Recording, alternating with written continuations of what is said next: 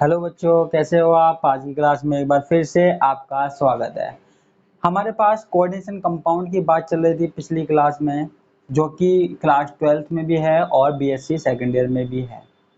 ठीक है, तो आज मैं कोऑर्डिनेशन कंपाउंड में थोड़ा आगे की बात करूंगा। बात तो हम वही संकुलों की कर रहे हैं, संकुल यौगिकों की कर रहे हैं, लेकिन उसमें एक छोटा सा टॉपिक है जिसका नाम है किलेटीकरण या किलेशन। अब आप कहेंगे ये क्या होता है। ठीक है, कई बार एग्जाम में पूछ लिया जाता है, अच्छा टॉपिक है। तो आज हम इसकी बात करते हैं, चलिए शुरू करते हैं। ठीक है, जब देखो किसी संकुल में, जब किसी संकुल में धातु परमाणु के साथ, ध्यान से देखना, जब किसी संकुल में धातु परमाणु के साथ मेटल के साथ जो लिगैंड है, जो लिगैंड है, एक ही लिगैंड, वैसे तो कितने भी लिगैंड हो सकते हैं, लेकिन एक लिगैंड अगर धातु परमाणु के साथ क्या कर रहा है, दो बॉन्ड बना रहा है ना, दो बॉन्ड बना रहा है, यानी कि दो लोन पेयर देने की कैपेसिटी रखता है। तो क्या होता है, एक वलय का निर्माण होता है। ये वलय हो गई ना, रिंग हो गई, एक वलय का निर्माण होता है। इस वलय को ही हम क्या कहते हैं, क्लेट कहते हैं। इस वलय को ही हम क्या कहते हैं, क्लेट कहते हैं।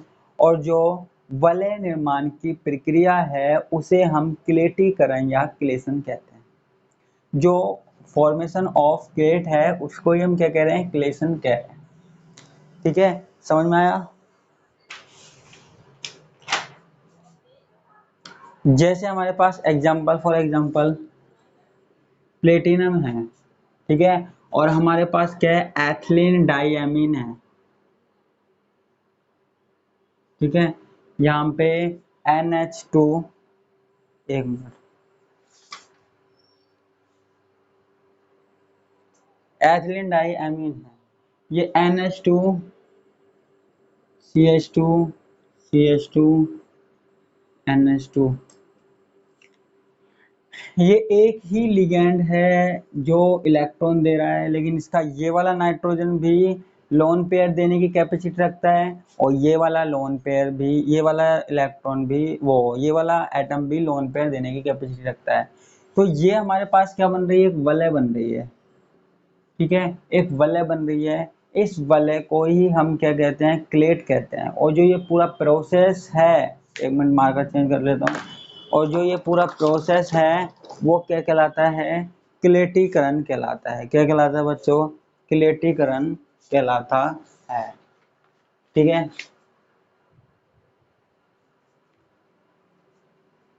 अब देखो, जब भी ये क्लेट बनती है ना, जब भी ये क्लेटीकरण की प्रक्रिया होती है, तो जो हमारे पास कंपाउंड होता है, जो यौगिक होता है, वो ज्यादा स्टेबल होता है, ज्यादा स्थायी होता है। अब आप पूछेंगे क्यों। सीधी सी बात है भैया, देखो पहले एक बॉन्ड तोड़ना पड़ रहा था, इसको तोड़ने के लिए एक बॉन्ड तोड़ना पड़ता, अगर एक जगह से जोड़ा जाता तो। अब दूसरी जगह से तोड़ा जा रहा है तो दो बॉन्ड तोड़ने पड़ रहे हैं। ठीक है, तो ज्यादा बॉन्ड तोड़ने पड़ेंगे तो ज्यादा स्थायी होगा ना, तो यहाँ पे ज्यादा बॉन्ड तोड़ने पड़ रहे हैं। ठीक है, तो इसलिए सामान्य संकुल की तुलना में ये ज्यादा स्टेबल होता है, ज्यादा स्थायी होता है।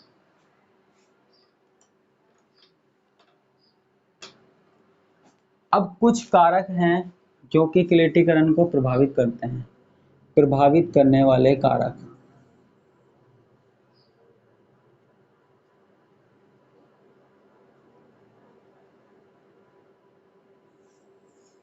प्रभावित करने वाले कारक, ठीक है, कौन कौन से कारक प्रभावित करते हैं।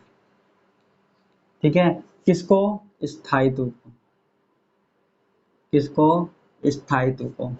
तो हमको यहाँ पे पढ़ना है, जब भी हमारे पास क्लेट बनता है, क्लेटीकरण की प्रक्रिया है, तो ऐसे कौन से फैक्टर हैं, ऐसे क्या फैक्टर हैं जो क्लेटीकरण को प्रभावित कर सकते हैं, अफेक्ट कर सकते हैं।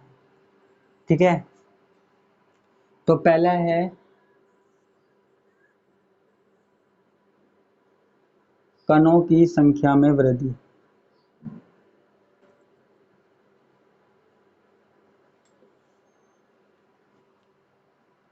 ठीक है, देखो अगर हमारे पास ज्यादा बॉन्ड है, यदि हमारे पास मेटल से ज्यादा लिगेंड जुड़े हुए हैं, ज्यादा बॉन्ड बने हुए हैं, तो सीधी सी बात है वहां पे जो कण बनेंगे, टूटने पर जो कण बनेंगे वो ज्यादा बनेंगे, कणों की संख्या क्या होगी, ज्यादा होगी, और उसमें जो है अव्यवस्था भी ज्यादा हो जाएगी। ठीक है, अव्यवस्था का मतलब एंट्रोपी के मान में भी क्या हो जाएगी, वृद्धि हो जाएगी। एंट्रोपी के मान में भी वृद्धि हो जाएगी, जिससे इसका जो स्थायित्व है वो भी बढ़ जाएगा।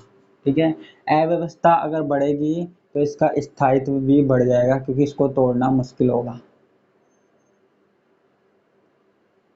इसकी जो स्टेबिलिटी है वो भी बढ़ जाएगी, इंक्रीज हो जाएगी। ठीक है, अगर हमारे पास कणों की संख्या में वृद्धि हो रही है तो। ठीक है, एक और है हमारे पास वलय का आकार। वलय का आकार, देखो वलय का आकार जितना बड़ा होगा, वलय का आकार से मतलब क्या है, ठीक है, वलय के आकार से मतलब है 3 सदस्य की वलय है, 4 की वलय है, 5 की वलय है, 6 की वलय है, ये पूछ रहा है। ठीक है, तो जितने ज्यादा बॉन्ड बनाएगा, जितनी ज्यादा वलय बनेगी, उतना ज्यादा वो क्या होगा, स्थायी होगा। ठीक है, अब जो क्लेटीकरण की प्रक्रिया होती है ना, इसमें 3 सदस्य वलय तो जो क्या होती है वो अस्थायी होती है। 3 सदस्य वलय होती है अस्थायी होती है, जबकि 4, 5 तथा 6 सदस्य वलय त्रिविम बाधा के कम होने के कारण अधिक स्थायी होती है। ठीक है, और जो 5 सदस्य वलय है वो सबसे ज्यादा स्थायी होती है। वलय के आकार पर भी डिपेंड करता है। आप तो ये याद रख लो, 5 सदस्य वलय ज्यादा स्थायी होती है। ठीक है, ये 5 सदस्य वलय है।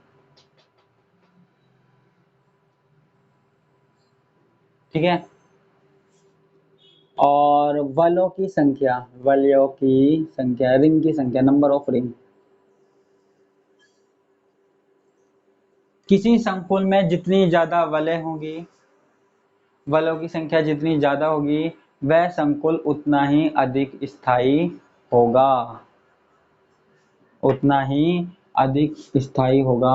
वलय की संख्या ज्यादा कैसे होगी, जैसे एथिलीन डाइएमिन टेट्रा एसीटेट है हमारे पास क्या है, एथिलीन डाइएमिन टेट्रा एसीटेट, यानी कि EDTA है। ठीक है, अब ये जो EDTA है, एथिलीन डाइएमिन और टेट्रा एसीटेट, ठीक है, अब ये किसी मेटल के साथ मिलकर 5 वलय का निर्माण करता है। कितने का करता है, 5 वलय का निर्माण करता है। ठीक है, तो जितनी ज्यादा वलय है उतनी ज्यादा स्थायी होगी, तो ये क्या होगी, ज्यादा स्थायी होगी। ठीक है, समझ में आया। दाता परमाणुओं की संख्या, अगला जो है वो है दाता परमाणुओं की संख्या, डोनर एटम की संख्या।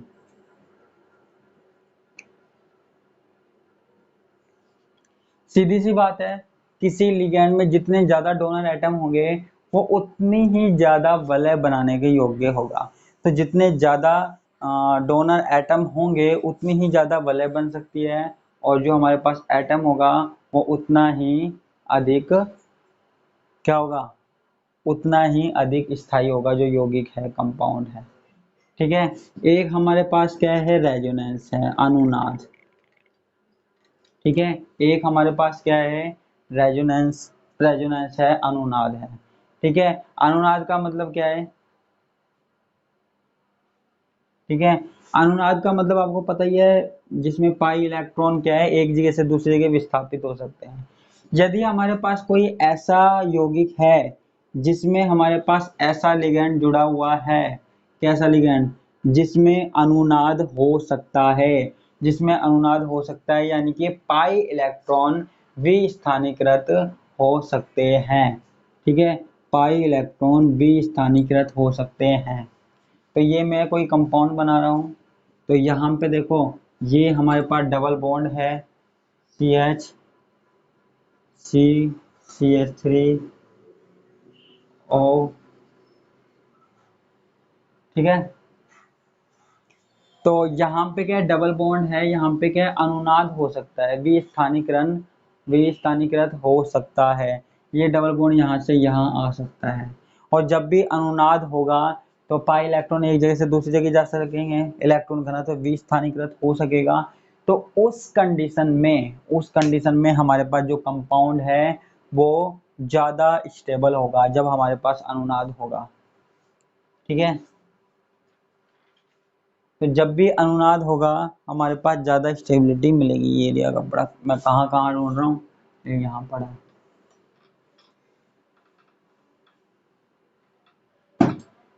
एक छोटा सा टॉपिक और है, होमोलैप्टिक। मार्कर में इंक इतनी है नहीं, इसलिए बस ये छोटा सा टॉपिक और पढ़ाऊंगा। होमोलैप्टिक व हेट्रोलैप्टिक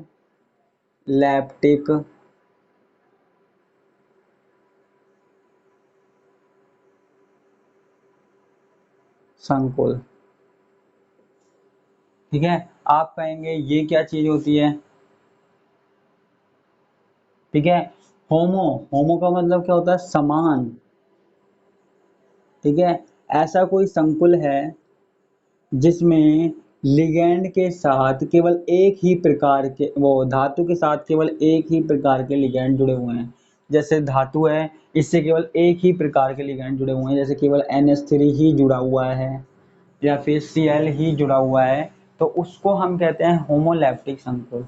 लेकिन अगर हमारे पास क्या है, धातु से अलग अलग प्रकार के संकुल जुड़े हुए हैं, जैसे धातु से NH3 भी जुड़ा हुआ है, Cl भी जुड़ा हुआ है, ठीक है। तो ऐसा संकुल हमारे पास क्या कहलाता है, हेट्रोलैप्टिक संकुल कहलाता है। यदि समान प्रकार के यदि समान प्रकार के लिगैंड जुड़े हुए हैं तो होमोलैप्टिक संकुल, और असमान प्रकार के लिगैंड जुड़े हुए हैं तो हेट्रोलैप्टिक संकुल होता है, ठीक है। तो आज की क्लास में कोऑर्डिनेशन कंपाउंड के बारे में इतनी सी बात करेंगे, ये ज़्यादा कोई बड़ी बात थी नहीं। आगे की बात जो है हम कल की क्लास में या आगे की क्लासों में करेंगे, ठीक है। कल मैं आपको हो सकता है इसके नामकरण के बारे में बताऊं, तो कल बिल्कुल भी मिस मत करना, नामकरण जरूर पढ़ना, ठीक है। तो आज इसी साथ मैं इस क्लास से विदा लेता हूं, कल क्लास में फिर मिलेंगे।